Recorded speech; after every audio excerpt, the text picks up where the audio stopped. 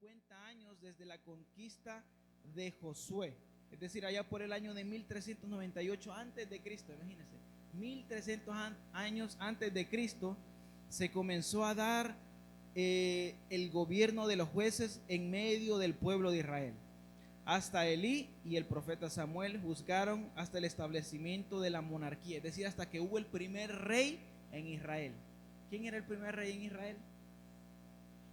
El rey Saúl, exacto, el rey Saúl fue el primer rey. Entonces dice que en todo ese tiempo fueron aproximadamente 300 años, 350 años. Y cuando Saúl fue puesto como rey, ya eran 1043 años antes de Cristo. Imagínense, todos esos años, desde cuando comenzaron los reyes sobre el pueblo de Israel.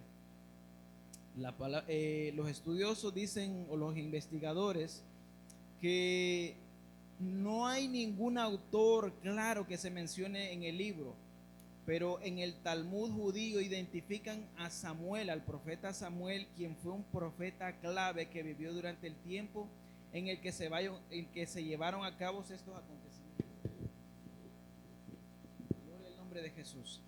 Y dice que probablemente pudo haber resumido la época. El tiempo fue antes de la captura de Jerusalén por parte del rey David, debido a que los jebuseos aún controlaban el lugar. También dice que en el contexto histórico los jueces se refiere a la trágica continuación al libro de Josué. Si ustedes recuerdan, la Biblia tiene un libro que de hecho está antes que este libro que vamos a comenzar a estudiar. Se encuentra el libro de Josué. Pues mire, el libro de los jueces dice que es una continuación del libro de Josué. Sin embargo, dice que es una triste continuación, una trágica continuación del libro de Josué, porque en este libro vamos a ver cómo el pueblo, cuando todavía se encontraba bajo el liderazgo de Josué, el pueblo todavía permanecía en obediencia a Dios al conquistar la tierra en ese entonces. Pero luego de que Josué muriese, el pueblo comenzó a caer en idolatría. Amén. Y eso es lo que vamos a ir viendo poco a poco, qué es lo que pasó. Gloria al nombre de Jesús. Así que vamos a comenzar en el primer capítulo, número 1. Mire, dice la palabra que aconteció después de la muerte de Josué que los hijos de Israel consultaron a Jehová diciendo, aquí ya había muerto Josué, ¿quién de nosotros subirá primero a pelear contra los cananeos? Y Jehová respondió, Judá subirá.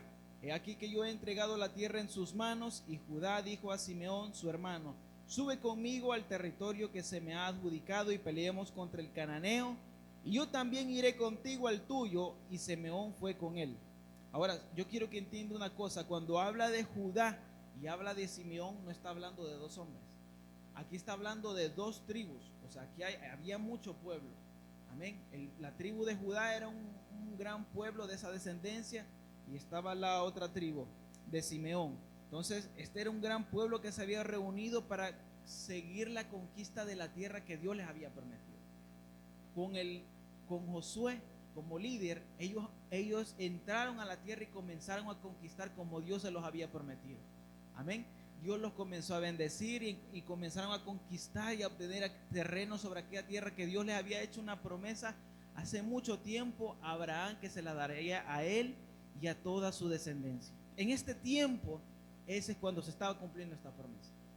Entonces Dios les había hecho una promesa que Él iba a echar de delante de ellos a todas las naciones que habitaban esta tierra, que es el pueblo, que es la tierra de Israel donde se encuentran ellos ahorita, en este momento.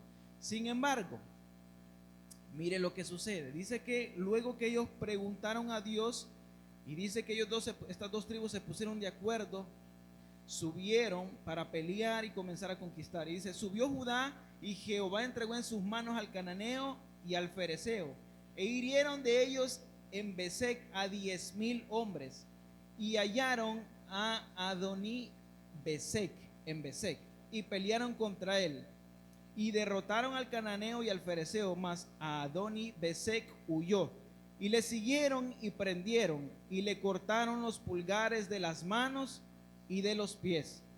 Entonces, mire lo que dice este hombre.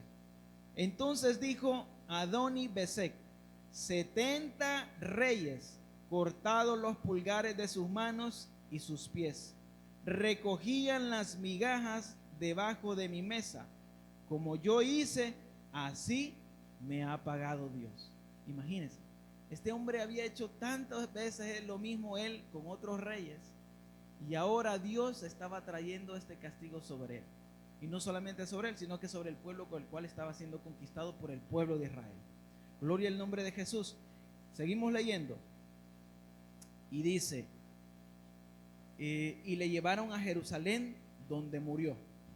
Y combatieron los hijos de Judá a Jerusalén y la tomaron, y pasaron a sus habitantes al filo de espada y pusieron a fuego la ciudad.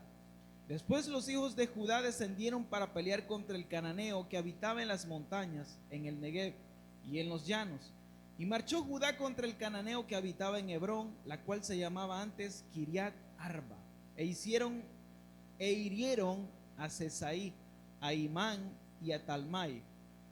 Dice, de ahí fue a los que habitaban en Debir, que antes se llamaba Kiriat Sefer, y dijo Caleb: el que atacare a Kiriat Sefer y la tomare, yo le daré Axa, mi hija, por mujer. Y aquí habla de un hombre, ponga atención. Y la tomó Otoniel, hijo de Cenaz, hermano menor de Caleb, y él le dio Axa, su hija, por mujer. Y cuando ella se iba con él, la persuadió que pidiese a su padre un campo. Y ella se bajó del asno, y Caleb le dijo: ¿qué tienes? Ella entonces le respondió: concédeme un don, puesto que me has dado tierra del Negev, dame también fuentes de aguas. Entonces Caleb le dio las fuentes de arriba y las fuentes de abajo. Y los hijos del Ceneo, suegro de Moisés, subieron de la ciudad de las palmeras con los hijos de Judá al desierto, y Judá, que está en el Negev, cerca del Arad, y fueron y habitaron con el pueblo. Y fue Judá con su hermano Simeón, y derrotaron al cananeo que habitaba en Cefat, y la asolaron, y pusieron por nombre a la ciudad Orma.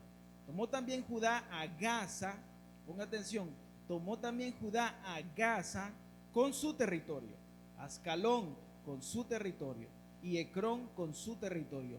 Y Jehová estaba con Judá, es decir, Jehová estaba, bendito Dios, con la tribu de Judá, quien arrojó de las montañas, mas no pudo arrojar a los que habitaban en los llanos, los cuales tenían carros cerrados. Y dieron Hebrón a Caleb, como Moisés había dicho, y arrojó de ahí a los 3 hijos de Anac.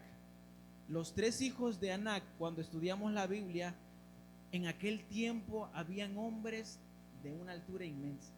Entonces, los hijos de Anac, si eran conocidos, era porque eran esos gigantes de aquel entonces. Como hemos escuchado muchas veces la historia de David,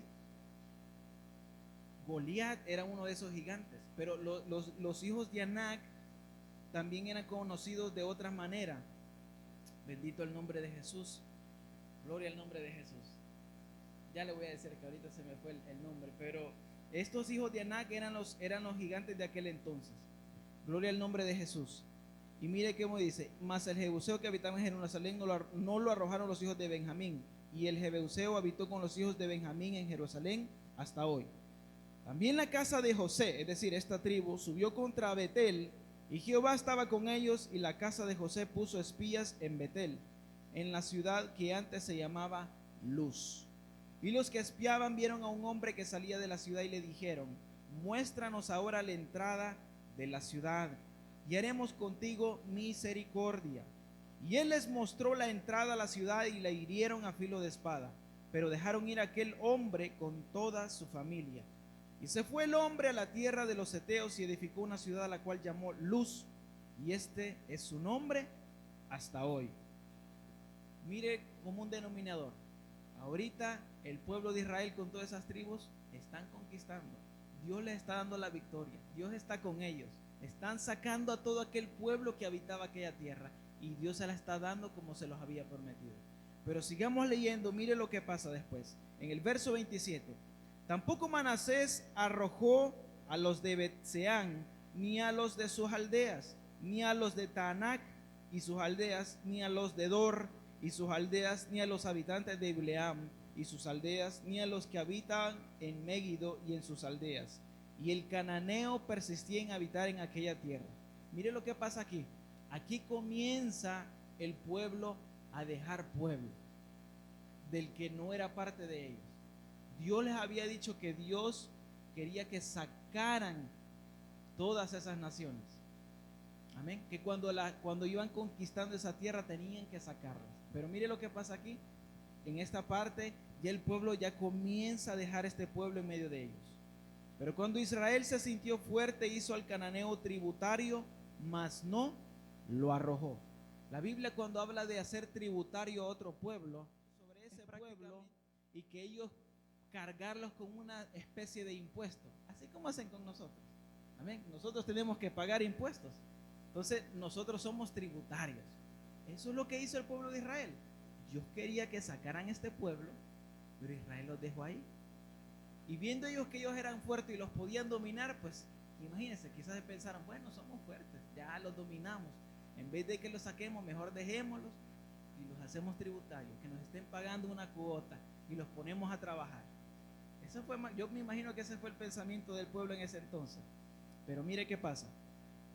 Verso 30.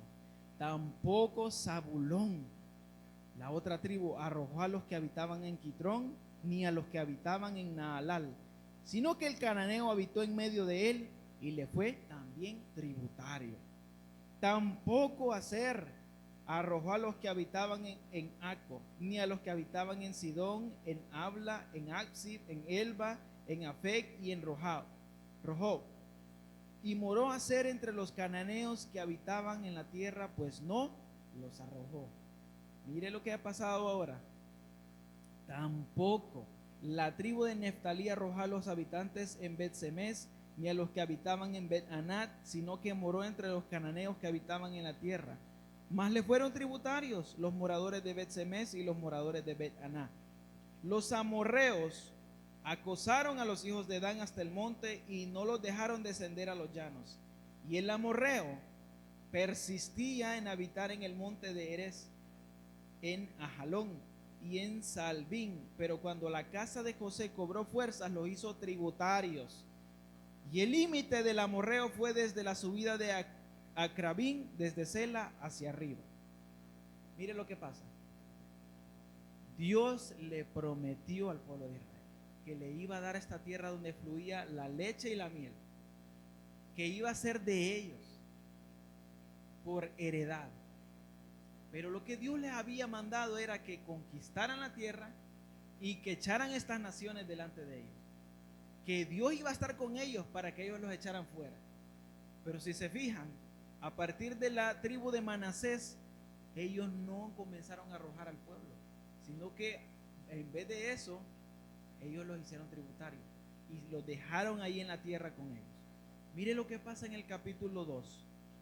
El ángel de Jehová subió de Gilgal a Boquim y dijo: yo os saqué de Egipto y os introduje en la tierra de la cual había jurado a vuestros padres, diciendo: no invalidaré jamás mi pacto con vosotros, con tal que vosotros hagáis pacto con los moradores de esta tierra, con tal que vosotros no hagáis pacto con los moradores de esta tierra. Mire cómo lo está diciendo Dios ahí. Yo les daba la tierra con la condición que ustedes no hicieran ninguna clase de pacto con este pueblo. Y ellos ya habían comenzado a hacer pacto con ellos. Y les dice: cuyos altares habéis de derribar, mas vosotros no habéis atendido a mi voz. ¿Por qué habéis hecho esto? Por tanto, yo también digo: no los echaré de delante de vosotros, sino que serán azote para vuestros costados, y sus dioses os serán tropezadero. Nos quedamos en el verso 4. Imagínense lo que causa la desobediencia de los hombres, lo que causó la desobediencia del pueblo de Israel. Dios les dijo que lo sacaran completamente, que la tierra era solo para ellos, pero ellos, al no haber escuchado, lo que pasó era que ahora, por haber dejado este pueblo, este mismo pueblo que habían dejado en la ciudad, los iban a tratar mal, les iban a traer aflicción.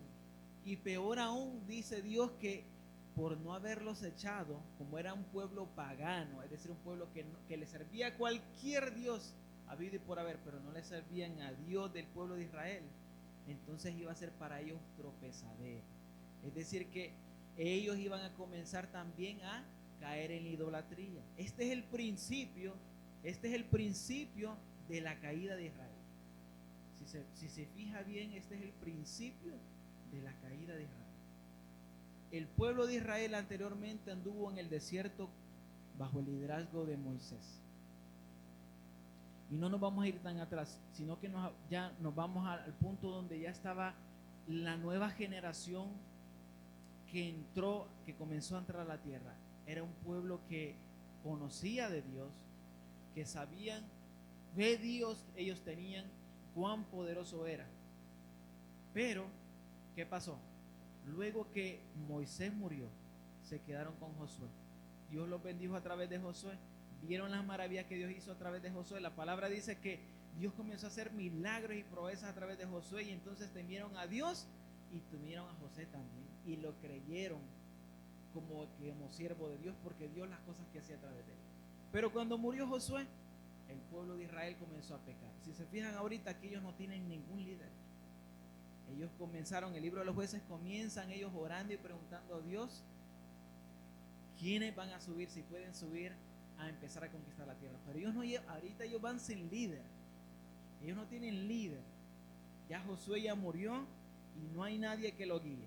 Comenzaron bien, preguntaron a Dios, buscaron a Dios, pero la clave no solo es preguntar y buscar a Dios, también es escucharlo.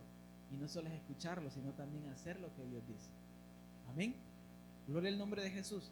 Mire lo que pasa. Verso 4.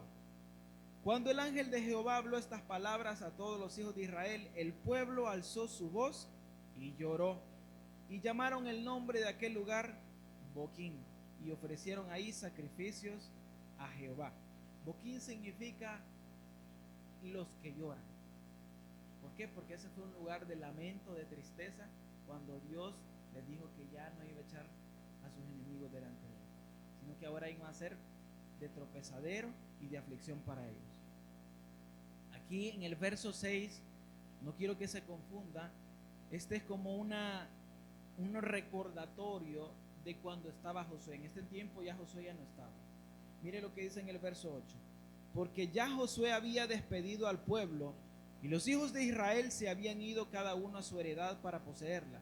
Y el pueblo había servido a Jehová todo el tiempo de Josué, y todo el tiempo de los ancianos que sobrevivieron a Josué, los cuales habían visto todas las grandes obras de Jehová, que él había hecho por Israel.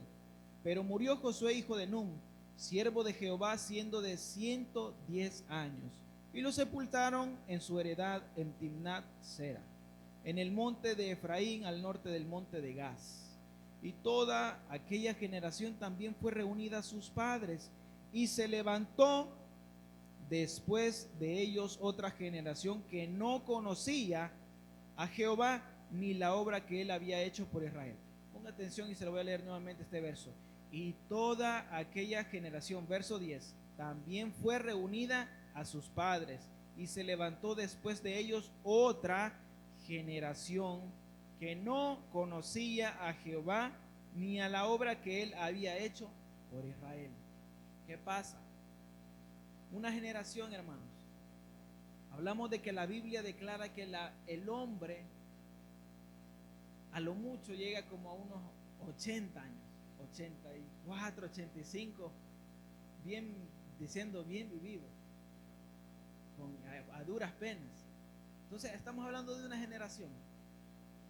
Todo ese pueblo ya había muerto, y ya habían, todos los hijos de esta generación ya habían crecido. Pero ¿qué pasa? Dice que esta generación no conoció a Jehová ni la obra que él había hecho por Israel. Mire qué grande error cometió el pueblo de Israel. Y usted se va a preguntar, ¿y cómo es que el pueblo de Israel, cómo es que esta generación no conocía a Dios? ¿Verdad? ¿Cómo es que esta generación no conoce a Dios? Si es el pueblo de Israel, debería de conocer a Dios. Bueno, es lo que pasa tristemente hoy en día. Es lo que le pasa a la iglesia hoy en día. Muchos de nosotros estamos aquí, pero muchos de nuestros niños no están aquí. Amén. Por una u otra razón, no están aquí. Entonces, no importa cuán devotos usted y yo podamos ser, y no importa cuánto usted quiera que sus hijos le sirvan a Dios, con querer ellos no le van a servir. Nosotros tenemos la obligación y la responsabilidad de hacer que nuestros hijos conozcan de Dios.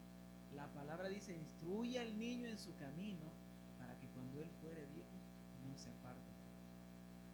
Amén.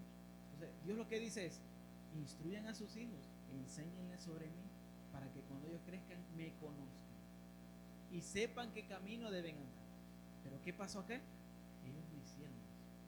La palabra dice también: no se aparte de ti este libro, ni en la mañana, ni al atardecer, ni al anochecer. Y hablarás de él cuando salgas y se lo recordarás a tus hijos, dice la palabra. Y entonces, ¿qué pasó ahí? El pueblo de Israel no hizo eso. Amén. Cometieron ese grave error. Entonces, cuando cometemos ese grave error, lo que pasa es que se levantan una generación que no conoce a Dios.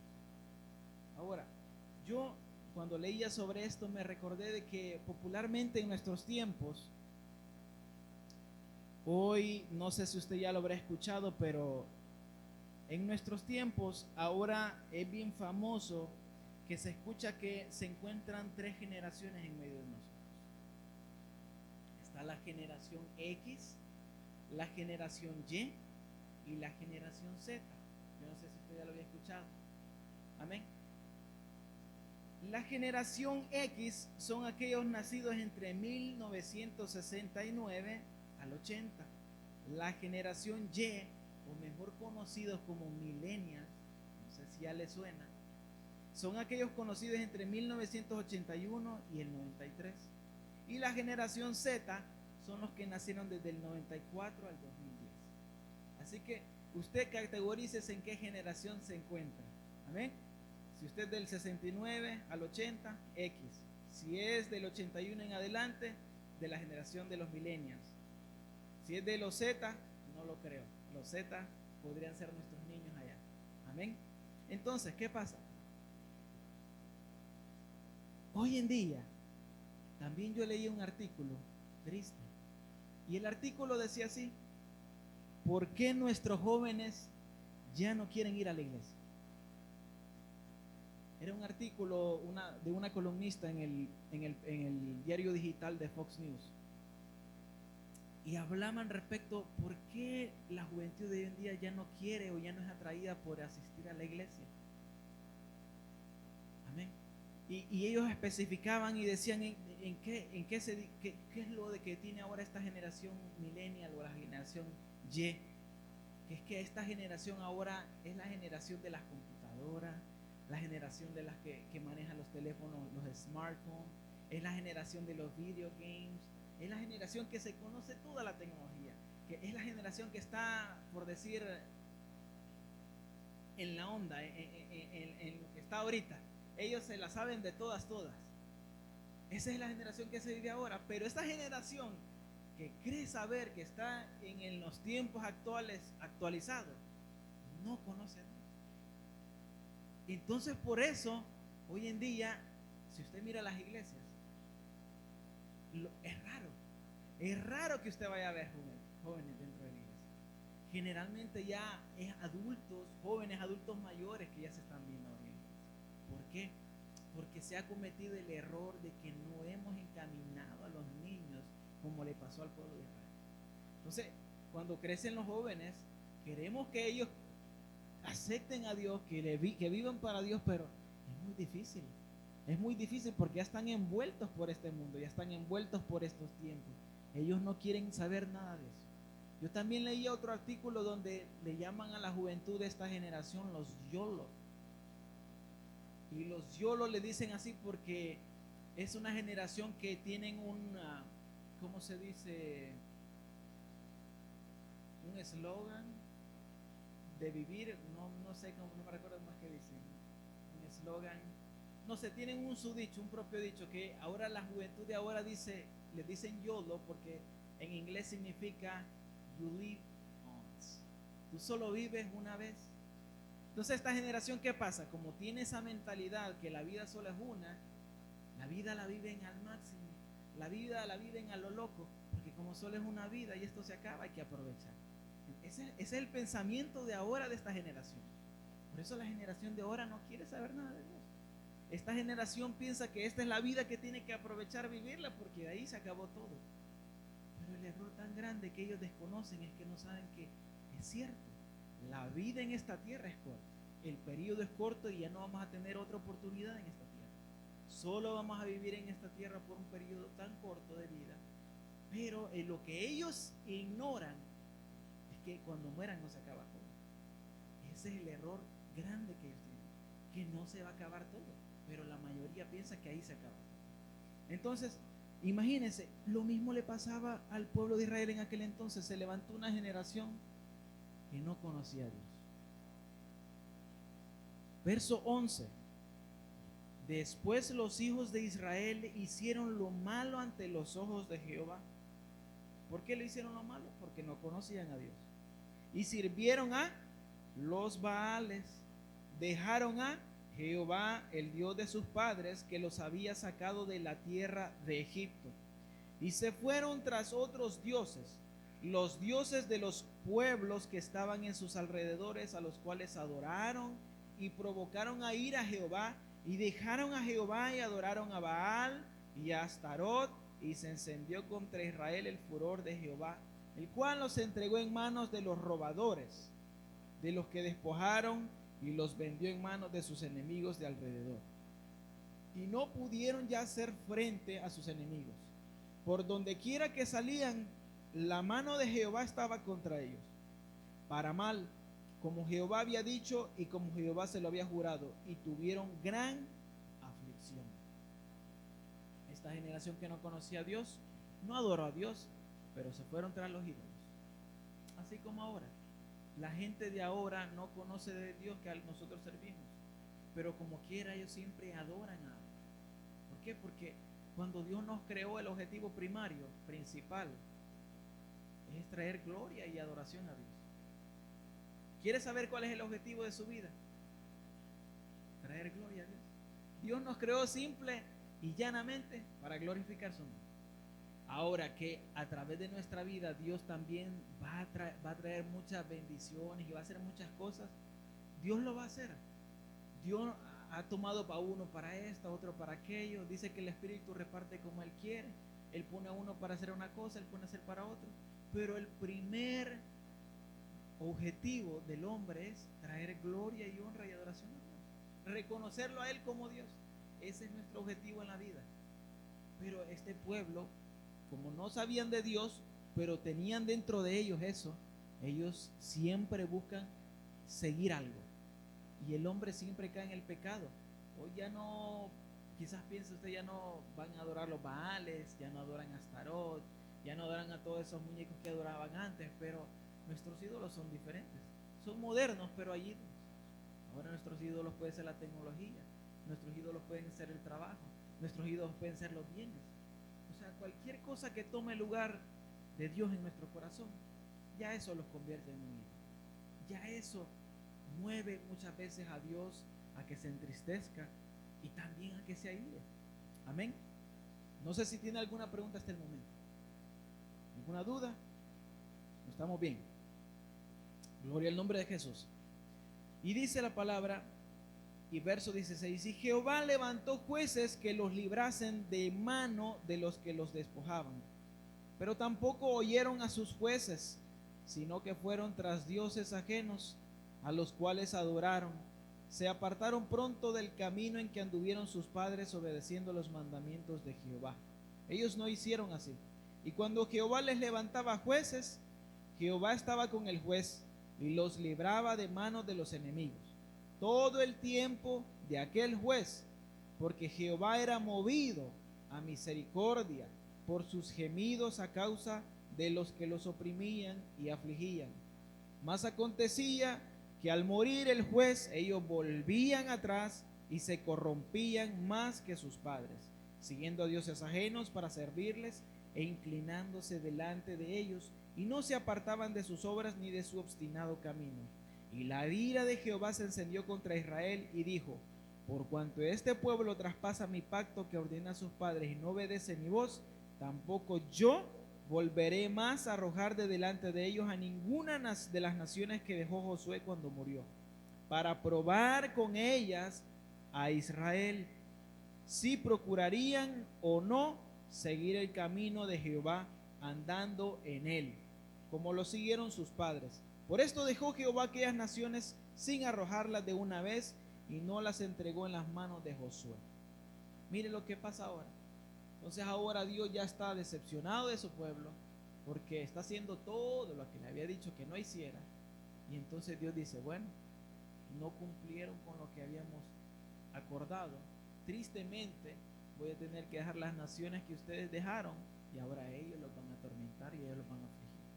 Ya Dios ya los había comenzado a afligir, pero Dios es tan bueno y tan misericordioso que mire que dice que cuando gemía el pueblo en medio de la opresión de aquellas naciones por su propio pecado, Dios dice que eran movidos a misericordia y les levantaba un líder para que los ayudara. Y dice que Dios siempre estaba con ese líder y los ayudaba. Pero ellos después, cuando moría ese líder, ese juez, se volvían atrás. Muchas veces quizás nos pasa así, ¿verdad? Que cuando todo está bien en nuestra vida, a veces se nos olvida Dios. A veces se nos olvida Dios. Y quizás no deje usted de venir de la iglesia a la iglesia. Quizás usted no deje de hacer todo lo que hace generalmente en la iglesia o para Dios, pero dentro de su corazón usted ha dejado de servir a Dios como tendría que ser. Muchas veces, como dice la palabra en el libro de Apocalipsis, perdemos aquel primer amor. Así como cuando ustedes han conocido a sus parejas, aquella emoción, ¿verdad? Aquella emoción de pasar con aquella persona y de hablar y a ver qué vamos a hablar y a dónde vamos a salir. Lo mismo pasa cuando somos cristianos, cuando conocemos a Dios. ¿Y de qué habla este libro? ¿Y qué nos enseña Dios aquí? ¿Y por qué Dios quiere que yo haga esto? Y ese interés, y aquella cosita para buscar más de Dios. Y sientes aquellas ganas de orar, y aquellas ganas de leer, y aquellas ganas de llegar a la iglesia y de aprender más de Dios y de querer más de Dios. Y muchas veces pasa aquello que después comenzamos como que, sí, eso ya lo escuché. Sí, es que yo sé que es por esto y por aquello que Dios quiere esto. Y ya como que se comienza a perder aquel interés. Eso es lo que muchas veces le pasa al pueblo, a la iglesia de hoy en día. Igual lo que le pasó al pueblo de Israel en aquel entonces. En aquel entonces el pueblo de Israel, por no haber conocido a Dios, aquella generación, cayó en algo que se llama apostasía. No sé si, hermanita Heidi, ¿usted sabe qué significa apostasía? No. La apostasía, cuando buscamos en el diccionario, es algo así como apartarse de la verdad o apartarse de una religión o una creencia.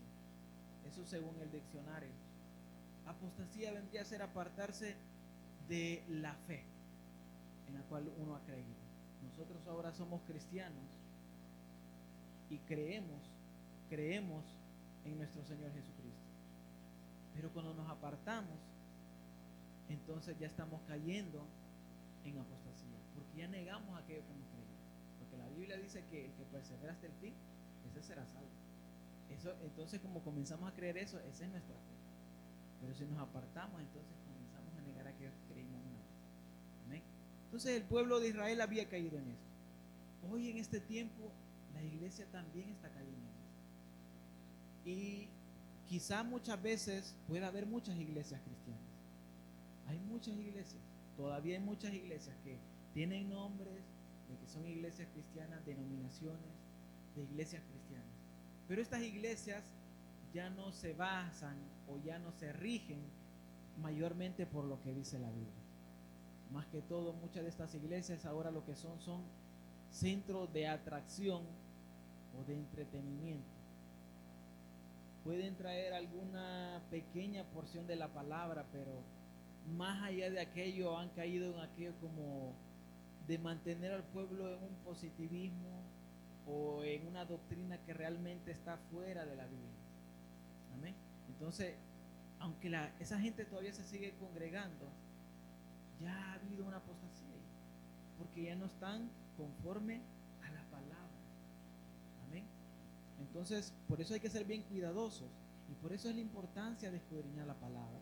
Por eso es la importancia muchas veces, si tenemos esa dificultad, y todos la tenemos, de estudiar la palabra, pero si tenemos la oportunidad de venir a la escuela, al estudio bíblico, vengamos, porque le estudiamos. O sea, hay cosas que no tenemos tiempo de hacerlo en casa, hagámoslo juntos. Podemos hablar, podemos conversar, podemos compartir qué pensamos, cosas que muchas veces no comprendemos por nosotros mismos, otro quizás la pueda entender, y así nos ayudamos.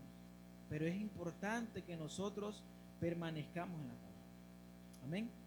Y en el capítulo 3, mire, dice: estas pues son las naciones que dejó Jehová para probar con ellas a Israel, a todos aquellos que no habían conocido todas las guerras de Canaán, solamente para que el linaje de los hijos de Israel conociese la guerra. Imagínense, Dios es claro y explícito.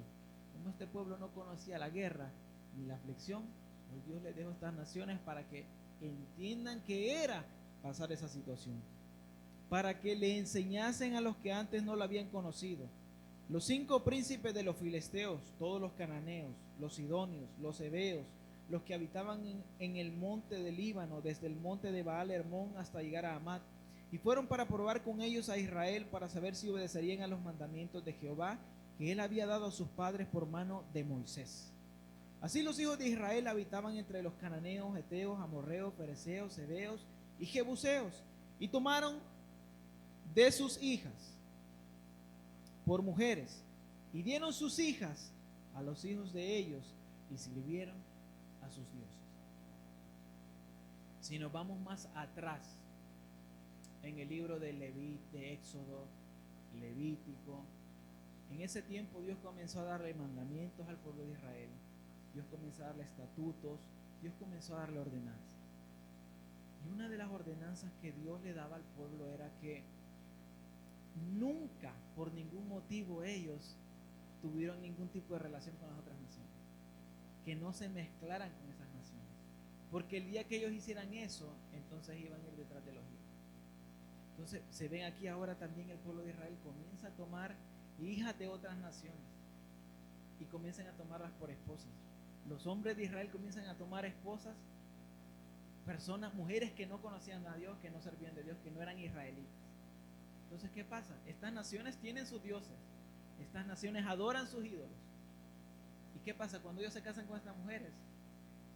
Mire qué pasa, siempre pasa esto, que nosotros nunca podemos convencer o hacer que las personas sigan a Dios. Generalmente nosotros somos los que sucumbimos a las creencias de los demás. Por eso Dios es bien claro que Él no quiere que su pueblo se mezcle con otras naciones en este sentido. Ahora, actualmente esto sigue siendo bien válido y bien importante de seguir, porque la Biblia habla del yugo desigual.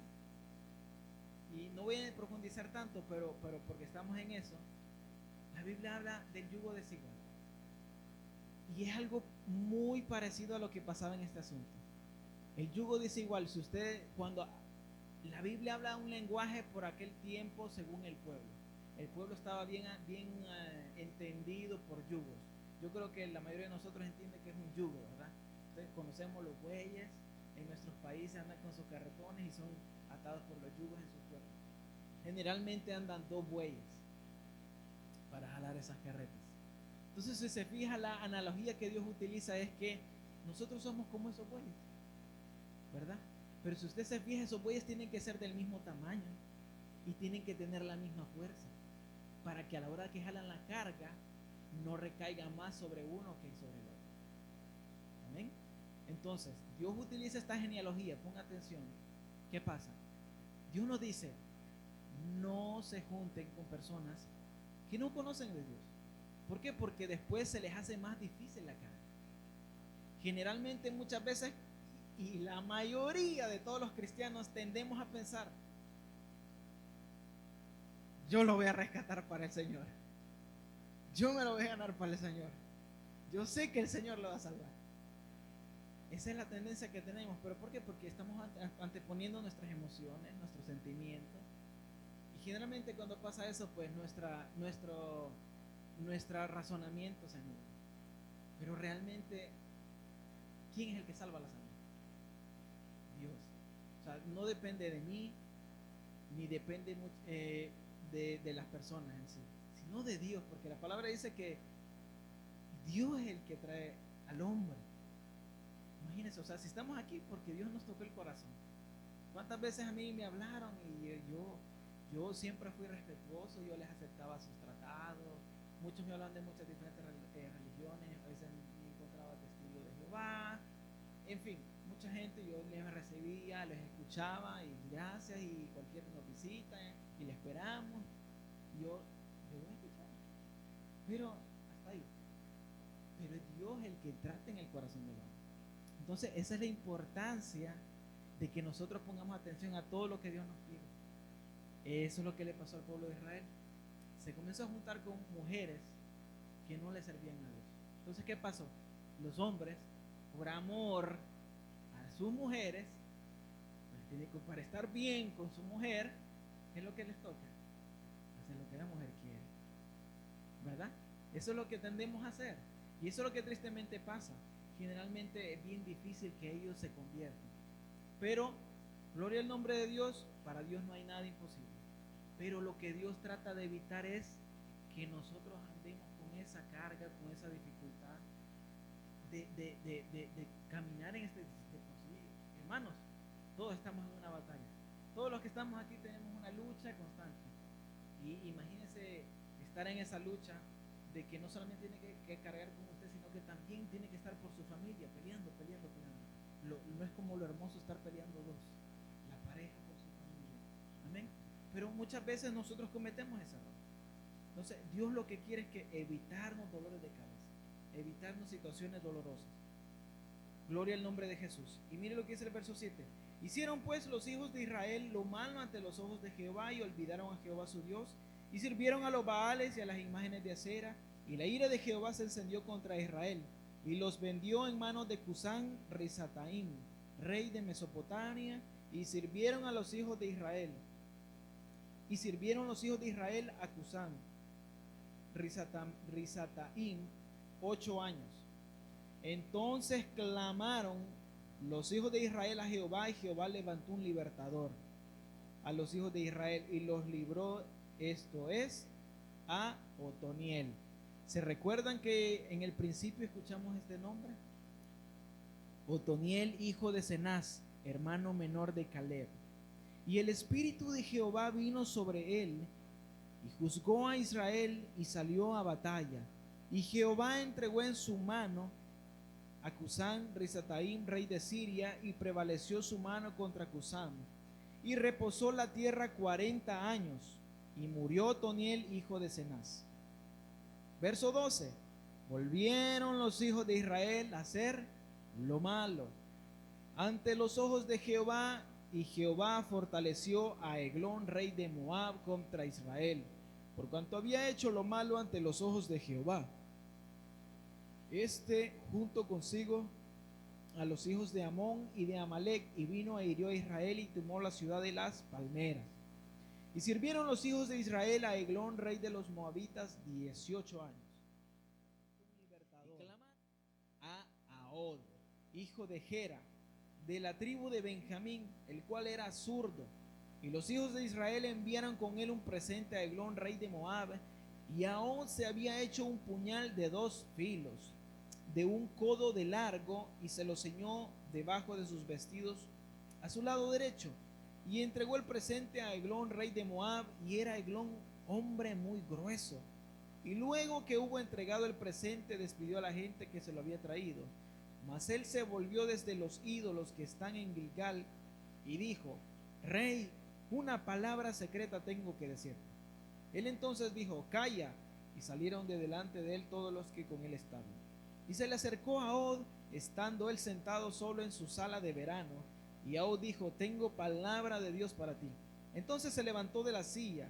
Entonces alargó Ahod su mano izquierda y tomó el puñal de su lado derecho y se lo metió por el vientre, de tal manera que la empuñadura entró también tras la hoja, y la gordura cubrió la hoja, porque no sacó el puñal de su vientre. Y salió el estiércol, y salió Ahod al corredor, y cerró tras sí las puertas de la sala, y las aseguró con cerrojo. Cuando él hubo salido, vinieron los siervos del rey, los cuales, viendo las puertas de la sala cerrada, dijeron: sin duda él cubre sus pies en la sala de verano. Y habiendo esperado hasta estar confusos, porque él no abría las puertas de la sala, tomaron la llave y abrieron, y aquí su señor caído en tierra, muerto. Mas entre tanto que ellos se detuvieron, Ahod escapó, y pasando los ídolos se puso a salvo en Seirat. Y cuando había entrado, tocó el cuerno en el monte de Efraín, y los hijos de Israel descendieron con él del monte, y él iba delante de ellos. Entonces él les dijo: seguidme, porque Jehová ha entregado a vuestros enemigos, los moabitas, en vuestras manos.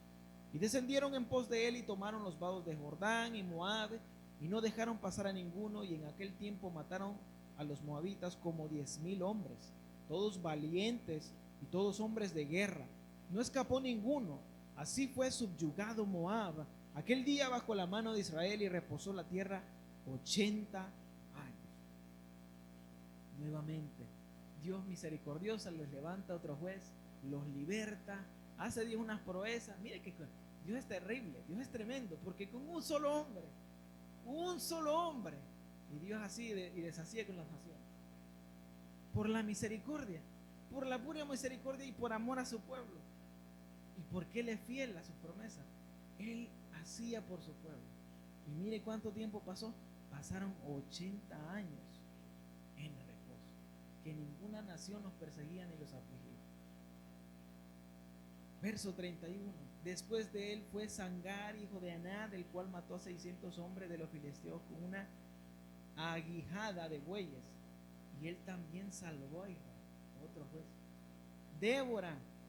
Después de la muerte de Hadad, los hijos de Israel volvieron a hacer lo malo ante los ojos de Jehová.